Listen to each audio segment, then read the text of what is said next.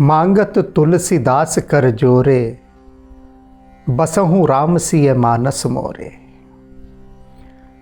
आज तुलसीदास जी बता रहे हैं कि संसार में वे कैसे लोग होते हैं जो अभागे हैं और जिन्हें अपने अभागा होने का आभास मात्र भी नहीं होता। नरक में जी रहे होते हैं, लेकिन फिर भी उस नरक में भी वे इतने आनंदित होते हैं, इतने मस्त होते हैं कि उन्हें बोध ही नहीं होता कि वे नरक में हैं। बिल्कुल वैसे ही जैसे कोई शराबी इतनी शराब पी ले कि गंदी नाली में गिरे और कुत्ते उसे गंदा करते चले जाएं आकर, फिर भी वह कितनी सुखद कल्पनाओं में डूबा रहता है। तो ऐसे ही अभागे मनुष्यों की आज चर्चा तुलसीदास जी इस विनय पत्रिका में कर रहे हैं। आपको भरमार मिलेगी ऐसे अभागों की, भरमार। एक नहीं, कहते ना एक ढूंढने निकलो हजार मिलते हैं, लाख मिलेंगे। लक्षण बता रहे हैं उन अभागों के, तो वह सुन लीजिए और फिर आपको क्षण नहीं लगेगा कि उन अभागों की एक लंबी सूची, एक लंबी फहरिस्त आपकी आंखों के सामने आ जाएगी। तो लक्षण सुनिए उन अभागों के। ते नर नरक रूप जीवत जग। ऐसे लोग इस संसार में नरक का जीवन जी रहे हैं, लेकिन उन्हें पता नहीं है। एक नरक का जीवन तो वे जीते हैं जो गरीबी में जी रहे हैं, दुख में। यहां उनकी बात नहीं कह रहे, यहां दूसरे लोगों की बात कह रहे हैं। कौन से लोग? भव भंजन पद विमुख अभागी। कैसे लोग? वे जो संसार की आवागमन से मुक्त करने वाले प्रभु श्री राम हैं, उनके चरण कमलों से जो विमुख हुए पड़े हैं, मुंह फेरे बैठे हैं। राम से कोई नाता नहीं, कोई वास्ता नहीं। कौन राम, कैसा राम, किसका राम, कोई मतलब नहीं उन्हें राम से। विमुख हैं पूरी तरह से राम से। तुलसीदास जी कह रहे हैं कि ऐसे अभागे इस संसार में नरक का जीवन जी रहे हैं। निस्बाचर रुचि पाप। दिन रात उनकी रुचि पाप में लगी हुई है। दिन रात राम में रुचि नहीं लगी हुई। कैसे नित नए पाप करें, इसमें रुचि लगी हुई है। असुचि मन। और मन कैसा है? अपवित्रता से भरा हुआ। अभी मैं उदाहरण दूंगा, अभी तो लक्षण बता रहा हूं, फिर सैंपल दूंगा, क्योंकि बिना उदाहरण के, बिना सैंपल के बात नहीं बनती। कैसे लोग हैं कि जिनका जो मन है अपवित्रता से भरा हुआ है। खलमति मलिन, दुष्ट बुद्धि है। मलिन, गंदगी भरी हुई है अंदर भीतर पूरी तरह से, और दुष्टता, दोनों चीजें। निगम पथ त्यागे। और वेदों का, शास्त्रों का सारा मार्ग उन्होंने त्याग दिया है। ऐसे लोग इस धरती पर नरक का जीवन जी रहे हैं, जो श्री राम के चरणों से विमुख हैं, दिन रात पाप में लगे हुए हैं, मलिन और दुष्ट बुद्धि है जिनकी, और मन पूरा अपवित्रता से भरा हुआ है। अब सैंपल। मैं जब विद्यार्थी काल में था, रहा हूँगा, कोई शायद कक्षा 9वीं या 10वीं में होऊंगा मैं। मेरे पिता ने छोटा सा एक घर बनाया था, और घर जैसे तैसे बनाया, गरीबी के दिन थे, और उसमें पलस्तर हुआ था, सफ़ेदी इत्यादि भी नहीं हुई थी। तो मोहल्ले में हाउस टैक्स इंस्पेक्टर आता था, और वो जब आता था मेरे पिता को बेहद डरा कर जाता था, और उसने मेरे पिता को बीमार तक कर दिया। जब आता रिश्वत मांगता कि पैसे दो, नहीं तो तुम्हारा हाउस टैक्स मैं 4 गुना कर दूंगा, 10 गुना कर दूंगा। मेरे पिता कहते, भाई साधारण सा तो घर बनाया है। उन दिनों हाउस टैक्स लगाया जाता था यह देखकर कि घर में कितना पैसा लगा है। अगर आपने मार्बल का फर्श बनाया है घर में, संगमरमर का, टॉयलेट में अच्छी एसेसरीज लगाई है, तो हाउस टैक्स बढ़ा दिया जाता था। इसने तो इतना पैसा घर में लगाया है, इससे ज़्यादा हाउस टैक्स लो। तो मेरे पिता ने कहा कि भाई हमने तो सादा फर्श डाला हुआ है सीमेंट का और बिल्कुल साधारण सा घर है, तो तू क्यों इसका 10 गुना हाउस टैक्स लगा देगा। वो बोला आप मुझे पैसे नहीं दे रहे इसलिए लगा दूंगा, साफ बोलता था। और कहता था जिन्होंने आलीशान घर बनाए हैं उनका हाउस टैक्स मैंने ना के बराबर लगाया हुआ है, क्योंकि उन्होंने मुझे अच्छा पैसा खिलाया। अब वो जब आता मेरे पिता को भयंकर डरा के जाता, न केवल डरा के गया, उसने हाउस टैक्स 4 गुना लगा दिया, फिर और बढ़ा दिया। और उसके बाद उसकी ये इंतहा बढ़ती गई, एक के बाद एक कदम उठाता गया वो। तो एक दिन मैं उसके पीछे पीछे गया, मैंने कहा कुछ शायद ये हनुमान जी से मान जाए। उन दिनों कैलेंडर छपवाने का बहुत शौक होता था दुकानदारों को, पॉकेट कैलेंडर छपते थे छोटे आकार के, उसके पीछे देवी देवताओं के चित्र होते थे। साल भर का कैलेंडर होता था, पॉकेट कैलेंडर। तो मेरे पास बहुत सारे कैलेंडर थे जिनमें हनुमान जी के बहुत सारे थे, प्रभु राम के भी थे, शंकर जी के थे, दुर्गा माँ के थे, सभी के। तो मैंने सोचा थोड़ी देर इसके पीछे पीछे चलता हूँ और फिर उचित अवसर देखकर इसको एक कैलेंडर भेंट करूँगा और इससे विनती करूँगा कि हम पर थोड़ी दया करे। तो वो पहले एक घर में घुसा, मैं भी साथ साथ चला गया, क्योंकि कोई ऐसी बात होती नहीं थी उस समय तक कि कोई प्राइवेसी जैसी चीज़ हो 35-40 साल पहले। तो उसने वहाँ से रिश्वत ली, पैसे लिए, जेब में डाले और फिर बाहर आकर एक सड़क फुटपाथ पे चाय की दुकान पे बैठ के चाय पीने लगा। और उसने जेब से पैसे निकाले और गिनने शुरू किया और उसकी आंखों की चमक, ढेर पैसे। और तब मैंने उसको वो हनुमान जी की एक फ़ोटो, मैंने कहा ये आपके लिए है।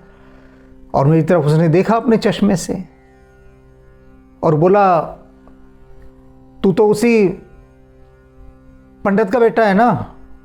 मैंने कहा जी हाँ। बोला अच्छा। बोला क्या करूँगा इस फ़ोटो का। मैंने कहा ये हनुमान जी आपके लिए। उसने देखी फ़ोटो, बोला बाजा अपने हनुमान ने लेके अड़ेता है ना, तेरे हनुमान पर भी हाउस टैक्स ठोक दूंगा। मैंने कहा हनुमान जी तो पेड़ पर रहते हैं।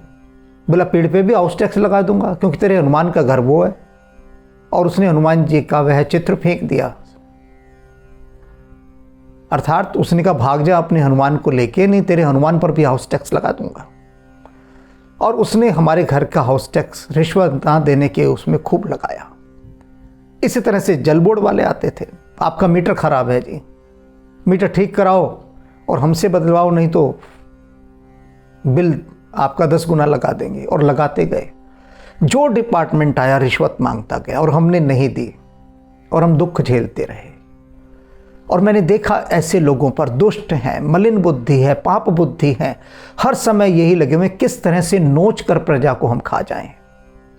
फिर मैंने पता किया कि इनकी शिकायत कहाँ की जा सकती है। तो किसी ने कहा चेयरमैन से शिकायत कर सकते हो। बड़ी खोज पड़ताल की कि चेयरमैन चाहे तो सब कुछ हो सकता है। लोगों ने कहा सब कुछ। अब चेयरमैन के यहाँ बड़े धक्के खाए, समय ना मिले। फिर हनुमान जी के चरणों में अपना माथा टेका और कहा हनुमान जी आज तक जितने पुण्य किए हैं ना सारे ले लो, चेयरमैन के एक बार दर्शन करा दो, बस एक बार मिलवा दो। हनुमान जी ने फौरन एप्लीकेशन साइन कर दी, सारे पुण्य ले लिए हमारे और चेयरमैन से मिलने का समय दे दिया। हम भारतीय किस तरह से अपने पुण्य नष्ट करते हैं मैं ये भी बता रहा हूँ। चेयरमैन से मिलने गया, बड़ी उम्मीद थी कि अब चेयरमैन साहब फ़ोन करेंगे और वहाँ कहेंगे कि भेजो इस आदमी को, कौन है जिसने इतने अत्याचार किए। मैं खड़ा हुआ चेयरमैन साहब के पास और जो एप्लीकेशन लिख कर गया था, दरख्वास्त, वो हाथ से लिखी थी कलम से। होल्डर होते थे उन दिनों, होल्डर अगर तुम लोग जानते हो तो दवात के अंदर डुबा डुबा कर लिखना होता है कैलीग्राफी में। बहुत प्राचीन हस्तलेख की तरह मैंने वो लिखा सारा और वो उनके सामने की कि सर ये, वो देखा मेरी तरफ चेयरमैन ने, क्या है ये। मैं तो डर गया सुन के। मैंने उन्हें सारी बात बताई। बोला अच्छा इसको छोड़ जाओ, जाओ यहाँ से। तो मैंने कहा आप उसको फ़ोन करके नहीं बुलाएंगे। बोला कहा ना तुम जाओ यहाँ से, तुमने एप्लीकेशन दे दी, बात ख़त्म हो गई। और मुझे बाहर कर दिया गया, बाहर कर दिया गया। मेरे मन ने बाहर आकर कहा कि यदि आज राम राज होता तो ये चेयरमैन मुझे इस तरह से दुत्कारता ना। तो मन में बैठे हनुमान जी बोले, रामराज होता ना तो यहां तक आने की नौबत ही नहीं आती, वो रिश्वत ही नहीं मांगने वाला होता वहां पर। अब सारे पुण्य तूने इस बेकार के काम में खर्च कर दिए, बता आपने। तो ऐसे लोग जो लोगों को नोच नोच कर खा रहे हैं, प्रजा में कुकुर मुत्ते की तरह, घास की तरह फैले हुए हैं, ऐसे मलिन लोग, बस एक ही हवस, किस तरह से प्रजा को सताकर उससे पैसा लूट लिया जाए, डराकर धमकाकर। और ये क्या कर रहे हैं उस धन का? उस धन से नरक का सृजन कर रहे हैं। ये भी सब जानते हैं कि ये पाप का फल इन्हें, पाप का धन इन्हें फलेगा नहीं, अच्छी तरह से जानते हैं। लेकिन क्योंकि राम के चरणों से विमुख हैं इसलिए समझ नहीं आती इनको ये बात। अंत में मैंने देखे इस तरह के रिश्वतखोर अंतिम समय में सिर धुन धुन कर पछताते हुए, रोते हुए, भगवान के आगे गिड़गिड़ाते हुए कि हमारे गुनाह माफ कर दो। वो थोड़ी ना माफ करता है ना, राम माफ नहीं करते ऐसे लोगों को जिन्होंने लोगों का खून पिया हो। ऐसे राक्षसों को राम ने कब माफ किया है? निश्चरहीन करहूं मही, भुज उठाए प्रणकीन। और ऐसे राक्षस नरक का जीवन जी रहे हैं। लेकिन कितना खुश था वो हाउस टैक्स का अधिकारी, वो इंस्पेक्टर। उसकी आंखों में चमक मैंने देखी, जैसे पिशाच की आंखों में चमक होती है, जैसे कि कोई खून पीकर बिल्कुल तृप्त हो गया हो। भरी हुई थी नोटों से जेब उसकी। और उस समय के मेरे विद्यार्थी मन के ऊपर ऐसी छाप पड़ी उस दृश्य की, ऐसी छाप पड़ी। उसका चेहरा मैं आज तक नहीं भूला, याद है मुझे किस तरह से वो सताते थे घर में आकर। अब तो बड़ा फर्क आ गया है, लेकिन ऐसे लोगों की कमी अभी भी नहीं है। तो ये सैंपल मैंने बता दिया ना, कैसे लोग हैं ये। निसी बासर रुचि पाप, दिन रात जिनकी रुचि पाप में लगी हुई है। और असुचि मन, जिनका मन अपवित्रता से भरा हुआ है। खलमती मलिन, दुष्ट बुद्धि हैं, किसी को सताते हैं तो दया नहीं आती उनको, मलिन बुद्धि है। निगम पथ त्यागी, शास्त्रों का, धर्म का सारा रास्ता उन्होंने त्याग दिया है। नहीं सत्संग भजन नहीं हरि को, ना कोई सत्संग करते हैं ना हरि का भजन। भाग जा अपने हनुमान ने लेकर या देता है, भाग जा अपने हनुमान को लेकर यहां से, नहीं तेरा हनुमान भी भागा भागा फिरेगा। भगवान तक को दुत्कार देते हैं, ना हरि भजन को। हरि भजन तो दूर की बात है। श्रवण ने राम कथा अनुरागी, और राम कथा सुनने की तो अनुरागी बिल्कुल भी नहीं है। जो हनुमान जी को ही भगा रहे हैं वो राम कथा कहाँ सुनेंगे? कोई अनुराग नहीं राम के प्रति, न राम की कथा के प्रति। तो ऐसे लोग इस धरती पर, इस संसार में नरक का जीवन जी रहे हैं, तुलसीदास जी बता रहे हैं। और बहुत सारे लोग सुन भी रहे होंगे जो ऐसे हैं, इस कैटेगरी के सुन रहे होंगे।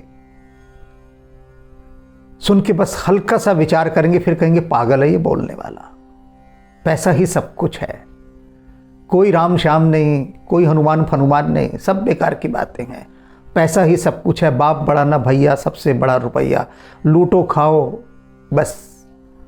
उनको कोई फर्क भी नहीं पड़ेगा। वो सुन रहे होंगे परिवार के साथ, परिवार भी उनकी ओर देख रहा होगा कि देखो पप्पा आप रोज ऐसी रिश्वत लेकर आते हैं, और पप्पा सिगरेट के धुएं में सब उड़ा देगा। तो ऐसे लोग सुरभित दार भवन ममता निसोवत अति ने कब हूँ मति जागे। और कहते हैं उनकी सारी ममता किस में लगी हुई है? अपने बेटे में, बच्चों में, भवन में, बस अपने यूनिट में। कोई पूछे इनसे तुम इतना रिश्वत का, इतना बेईमानी का, इतना लूट का पैसा किसके लिए इकट्ठा कर रहे हो? कहेंगे अपने बच्चों के लिए। बढ़िया से बढ़िया गाड़ी हो, भवन हो, बहुत अच्छा घर हो, और ऐसे लूट के रिश्वत के पैसों से लोग बड़ी बड़ी गाड़ियां ले रहे हैं खूब खुले घूम। सब जानते हैं कि चोर है ये आदमी, लेकिन कोई पकड़ नहीं सकता। बड़ी सफाई से चोरी करते हैं। बहुत सफाई से। तो कहते सारी ममता, उनकी सारी ममता सिर्फ अपने ही परिवार पर टिकी है, अपने ही यूनिट पर, अपने पर। समाज, देश, संसार, मानवता उनके लिए कोई मायने नहीं रखती। न कब हूं मति जागे, उनकी मति कभी नहीं जागती, कभी नहीं जागती। कैसे जागेगी? जिसने ऐसी शराब पी रखी हो, मोह की, दुष्टता की, अपवित्रता की, पाप की, ये सारे चीजें मिला के जिसने ऐसी शराब पी रखी हो, उसकी मति भला कैसे जागेगी? वह तो प्रसन्न होता है अगर किसी को सताता है, तो कोई उसकी चोट से, उसकी मार्ग से तड़पता है तो उसे सुख मिलता है कि देखो मैं कितना शक्तिशाली हूं कि दूसरे को सता रहा हूं, कि सामने वाला कितना बेबस है, कि बेबस होकर उसे मुझे रिश्वत देनी पड़ रही है, मैं कितना शक्तिशाली हूं। तुलसीदास हरि नाम सुधा तज। तुलसीदास जी कहते कि हरि के नाम का जो अमृत है वो त्याग देता है, ऐसा अभागा है। सठ हट पियत विषय विष मांगी, और ऐसा जिद्दी है, सठ हट करके जहर ही पीने को मांगता है। यदि इनको कोई हरि नाम का अमृत भी देना चाहे ना, तो वो उसे फेंक कर जबरदस्ती विष पीना चाहेंगे, ऐसे जिद्दी होते हैं। ये विषी तो है जो जबरदस्ती रिश्वत लेते हैं, इससे बड़ा विष और क्या होगा? किसी को सताकर, किसी की हाय लेकर ये वो पैसा घर लाकर अपने परिवार को खिलाते हैं, अपने बीवी बच्चों माता पिता को। कैसा खून का पैसा जिसमें किसी का खून लगा है, और जिद कर कर के पीते हैं। तुलसीदास जी कह रहे ना, सठ हट पियत विषय विष मांगी, कि ऐसे मूर्ख हैं ये कि जिद कर कर के उस जहर को पीना चाहते हैं।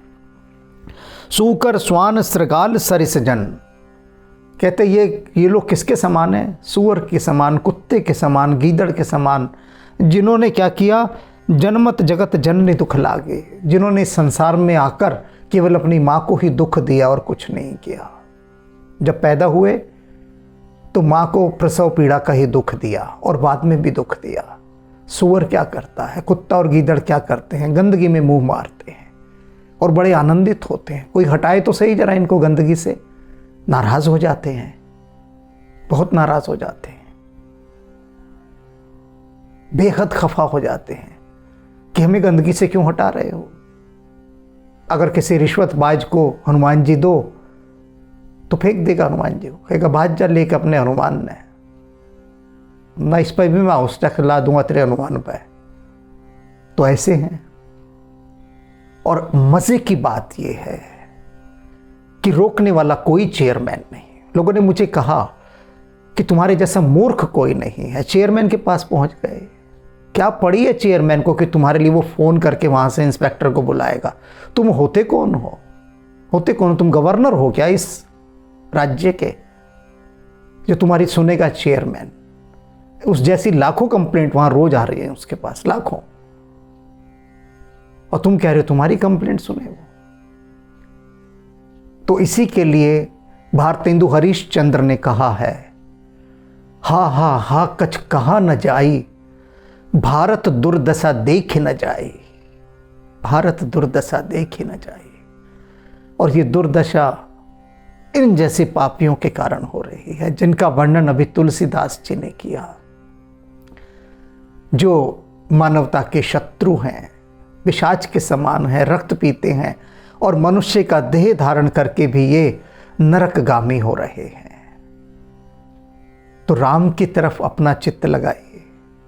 अगर भूल चूक से आप में से कुछ भी लक्षण उतरते हैं खरे, जो तुलसीदास जी ने बताए हैं आप में, तो अभी से ही प्रभु राम के चरणों में माथा टेक दें और कहें, राम जी जो आज तक किया सो किया, आज के बाद रिश्वत नहीं लूंगा, बेईमानी नहीं करूंगा। कसम ही खा लें, थोड़ी सी खा लें एक बार राम के चरणों में सिर रखकर, तो शायद राम जी कृपा ही करते हैं। शायद उनके ऊपर से कोई फूल गिर जाए आपके ऊपर और आपका हृदय ही बदल जाए। बात बहुत मुश्किल है, ऐसे थोड़ी ना हृदय बदलते हैं, ऐसे नहीं बदलते। किंतु फिर भी राम जी का क्या पता, बख्शनहार हैं, बख्श दें तो बख्शने के लिए अरदास कीजिएगा। राम राम। सतबार नमन गुरुदेव, 100 बार नमन गुरुदेव, सतबार नमन गुरुदेव, 100 बार नमन गुरुदेव। गुरुदेव गुरुदेव गुरुदेव गुरुदेव गुरुदेव गुरुदेव गुरुदेव गुरुदेव, 100 बार नमन गुरुदेव, सतबार नमन गुरुदेव। गुरुदेव गुरुदेव गुरुदेव गुरुदेव गुरुदेव गुरुदेव गुरुदेव, सतबार नमन गुरुदेव।